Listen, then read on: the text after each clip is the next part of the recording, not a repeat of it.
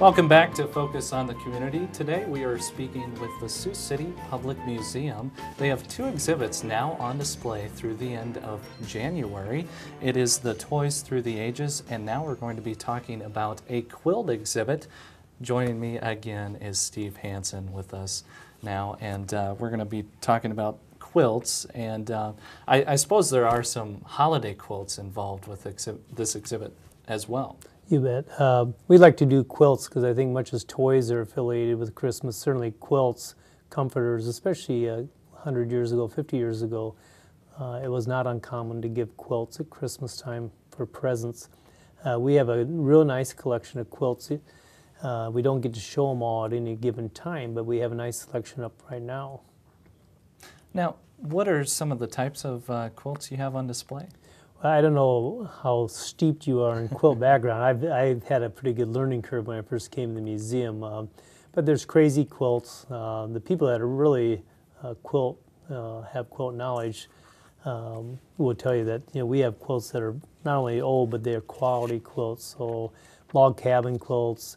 But there's a couple in particular that we decided to show just because of the storyline on them.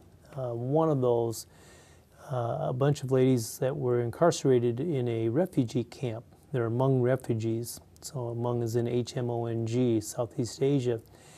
And while they were incarcerated, they designed and made this quilt, hand-stitched, and it tells the story of the Hmong refugees, how they've been oppressed through the decades, actually through the centuries, how they made their way, eventually incarcerated, and then they made their way to the United States. And it's a nice contrast with that because it's a new wave of refugees or immigrants to the country, whereas some of the older quilts we have were made by maybe some of the earlier immigrants to the country, which may have been Irish or German or Swedish immigrants, European by nature. So it really is, once again, it's a history lesson, but it's also their work of art. So it really appeals to a lot of people. Okay, and you were just talking about those women in that refugee camp that actually made one of the quilts. Were there any other organizations involved in the creating process of the quilts? Well, we do have another quilt where a group of ladies during the bicentennial year got together and did a quilt specifically for the bicentennial, the U.S. bicentennial, and then they donated that to our collection. The vast majority of our collection comes to us through donations from private individuals or from groups, and we really appreciate that because we can preserve history, interpret history, and also provide an educational experience. So you'll see that. Like I said, we have some quilts on display that are over 100 years old. So it's a real patchwork of quilts, if you would say that. And I think, and those are all on first floor. So both the quilt exhibit and the toy exhibit are handicap accessible.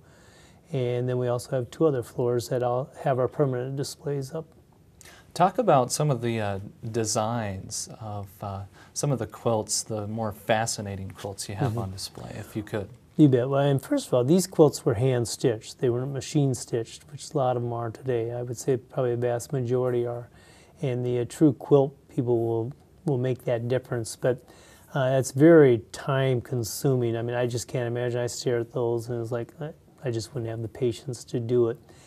But the quilting oftentimes was really a measure of thrift. You would take scraps of other materials, put them together, and eventually people got more creative and made designs out of them. So a couple of the quilts that we do have, really, I mentioned it, they show creativity and, I mean, truly an artistic sense.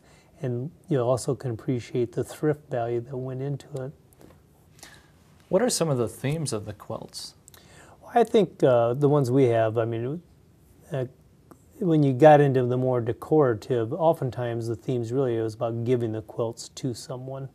And even today, you'll see people, especially grandmothers, are making quilt either for marriages or for the next child coming into the family, grandchild.